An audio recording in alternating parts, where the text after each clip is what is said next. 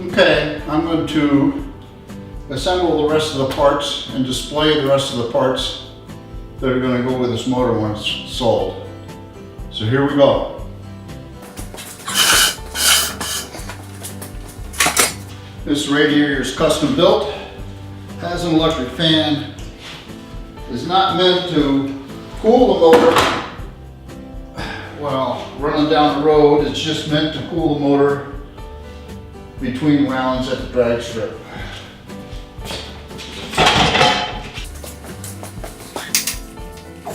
That's the intake. I'm not going to put it on all the way. This is the feed.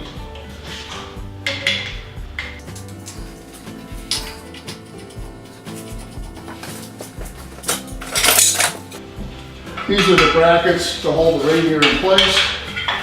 This is a custom built radiator by Spike. This bracket goes here and fastens to the body. That goes like that. It goes right there. And I have the shield.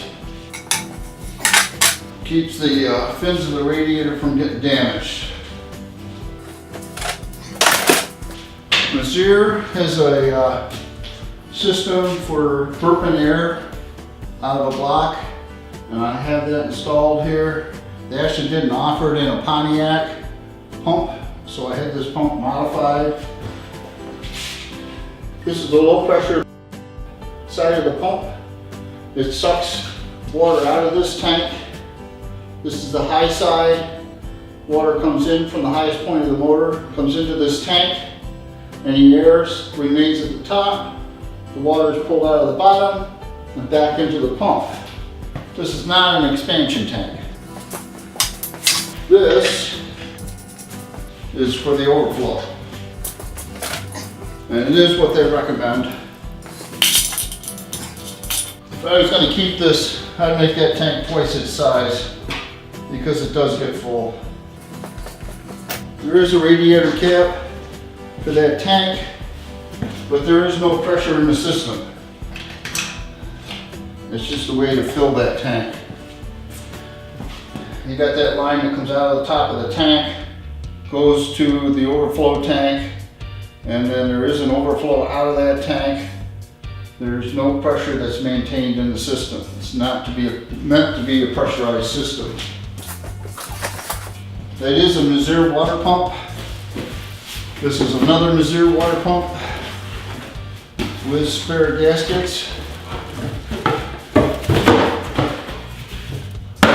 that goes with the motor. It does have the modification on it. That pump was sent back to Mazir and rebuilt, but has never been on the motor. This is an extra fan for the bottom of the radiator. This is the ignition system. It's a MSD 6AL2. It has on it an RPM switch because this thing doesn't generate a switch, so you have to use chips. That goes with it. A bunch of extra wire parts. Another 6AL2 box. This box has been set up. It does have another switch on it.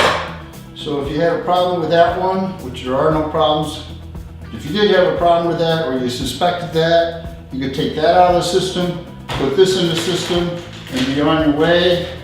It does have all the plugs on it.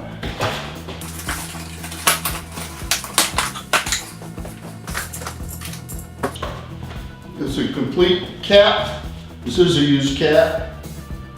Complete wire setup, all ready to just plug on.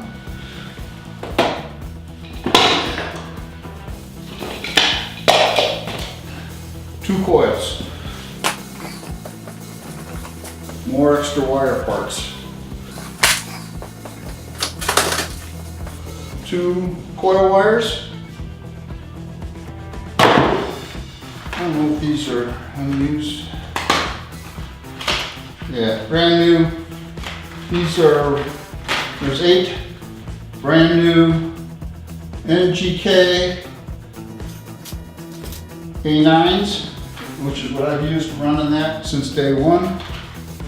So I set up 8 plugs. The plugs that are in the engine are the plugs that were in it when I decommissioned the motor, and the WD-40's been sprayed throughout the whole thing, so you're going to want to replace the plugs. So that's it. That's what you get for the asking price of $15,000. Complete motor, put the thing in, it's ready to go. Took me to 3rd place overall in the NDRL series for the 2017 season. It was rebuilt completely from a bare block after the 2nd race of the season. Actually, the race was not in the series, it was a hot rod reunion at Bowling Green. So at the hot rod in Bowling Green, we had the unfortunate incident of the crankshaft breaking in half. We were extremely lucky. It didn't do any damage to the inside of the motor other than breaking the crank. Oh yes, there is one more thing. Hold on. I almost forgot. What we have here is a complete set of Enolia aluminum rods that was in the engine when the crankshaft broke. And the only damage that was done when that crankshaft broke was one rod, big end, was slightly scuffed, but I replaced all 8. I can't find it. Oh, here.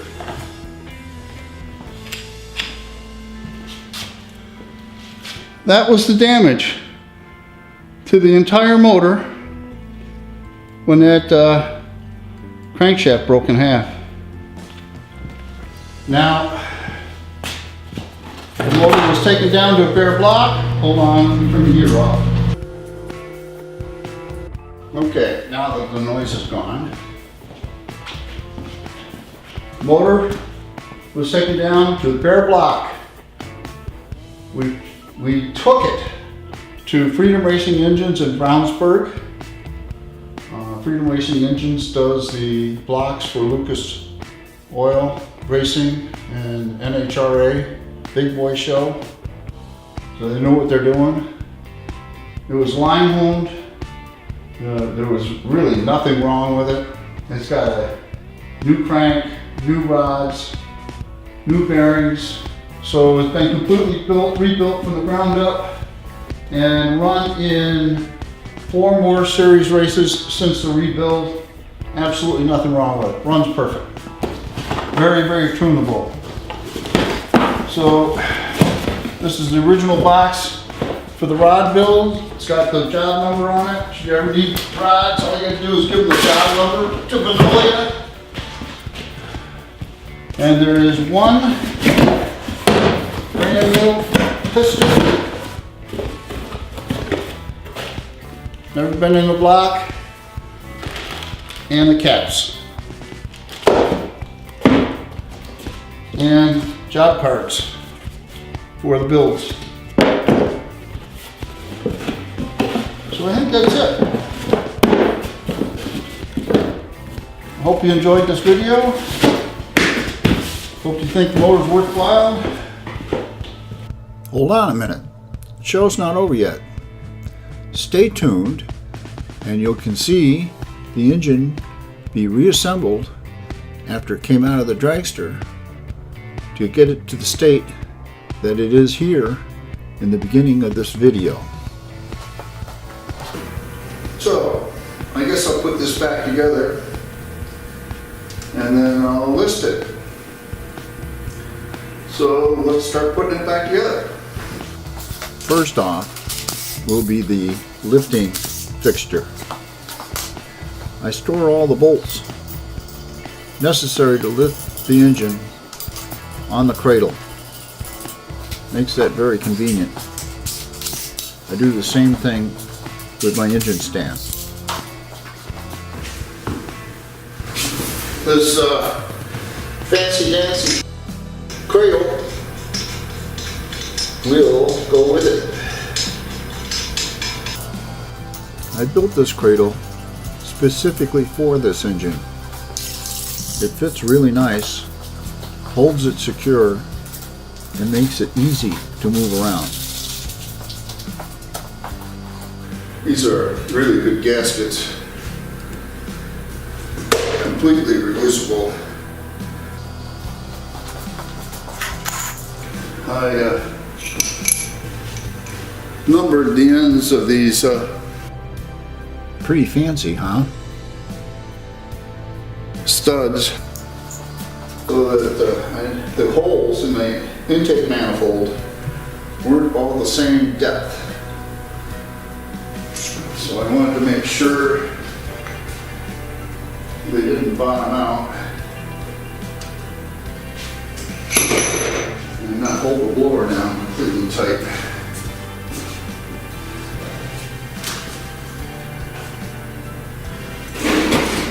This spacer is needed so there's clearance for the distributor.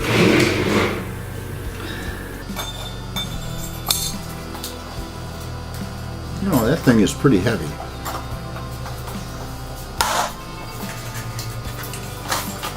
This blower is really heavy.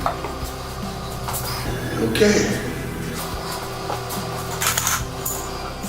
Number 5.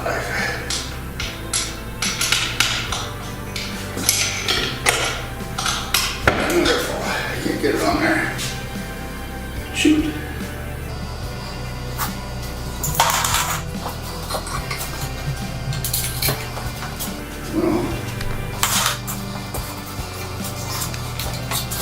Well, I really didn't want to have to do that.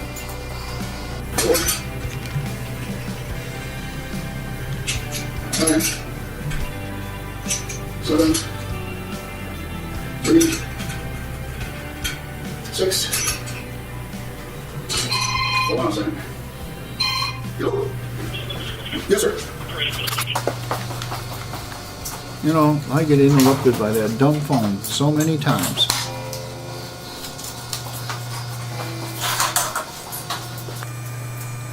So I have acorn nuts that go on the top of these studs, and that's why it was so important to have the stud the right length.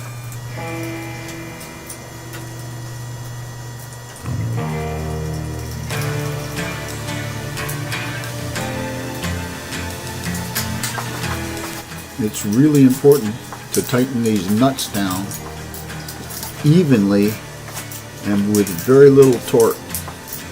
They only take 10 to 12 foot-pounds because the studs are made out of aluminum and are designed to shear to release the pressure if that blower was to see a backfire. It releases all the pressure so the blower doesn't shatter into a bunch of pieces. Next up is a lower pulley for the blower belt. And tighten these bolts down evenly and tight. We don't want it to come off. Okay, time to hang the blower belt on.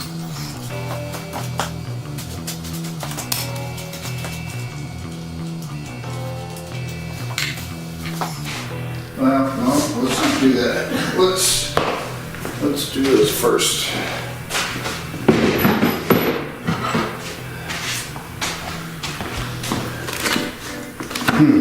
We won't put that idler pulley on just yet because it's in the way of the tank.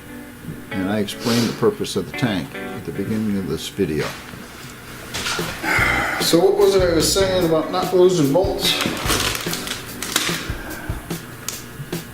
It's not that, it's not that, it's not that, it's not that, it's not that, it's not that, it's not that. So I got it.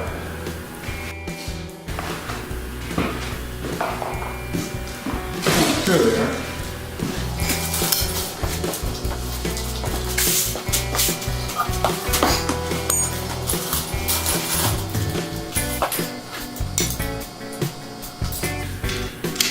That's not it.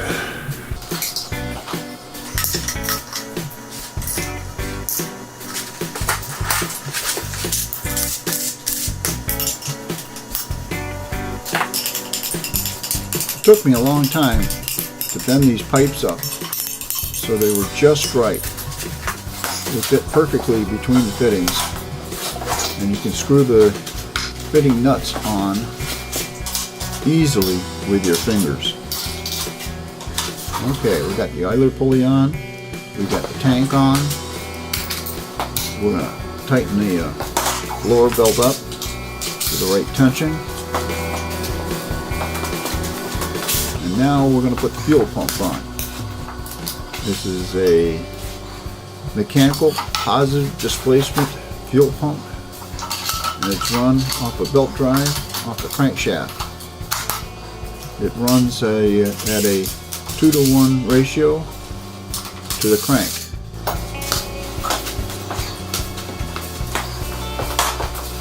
And now we're going to connect up the feed line and the return line to the K valve.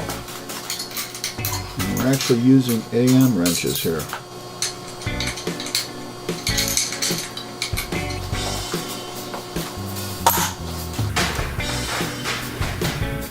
Okay, let's put the belt guard back on. The lower belt guard came from RCD Engineering. The upper belt guard, the one around the top pulley on the blower, I built myself.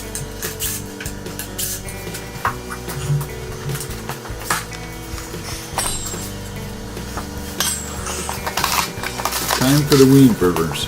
I really like these weed burners. I like the way they look. They came out of the late 60s, and they're very unique, and very few people run them. Putting these things on is to get these center ones tight first. And they're tighten them evenly. Guess we don't. And you won't be able to get the wrench on.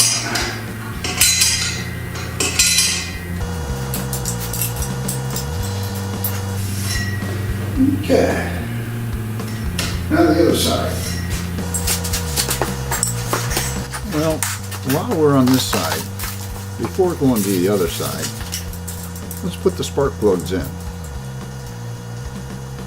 On a Firebird, these plugs are almost impossible to get to. But on this engine, they're extremely easy to get to. You could even use a straight extension to put the plugs in. How easy can that be?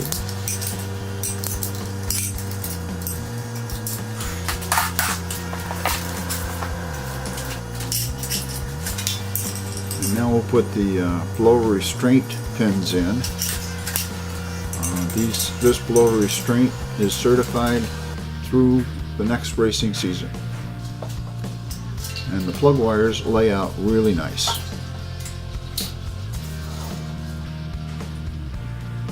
We'll hang the coil off the back of the motor. I know they're supposed to be vertical, but these engines only run for a very short period of time. It's not like a street car. And I wanted the coil wire to be as short as possible. What's next?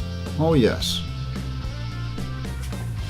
I'm going to hang on to the remote System 1 oil filter, but I will provide these AN fittings that screw into the side of the block. When we had the engine built, we had these inlet and outlet oil ports enlarged and threaded, so you can screw these fittings right in.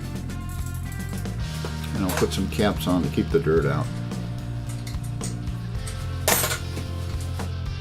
So this is what we got. If you liked this video, it was interesting, please hit the like button, the thumbs up in the lower right hand corner, and subscribe. Have a good day.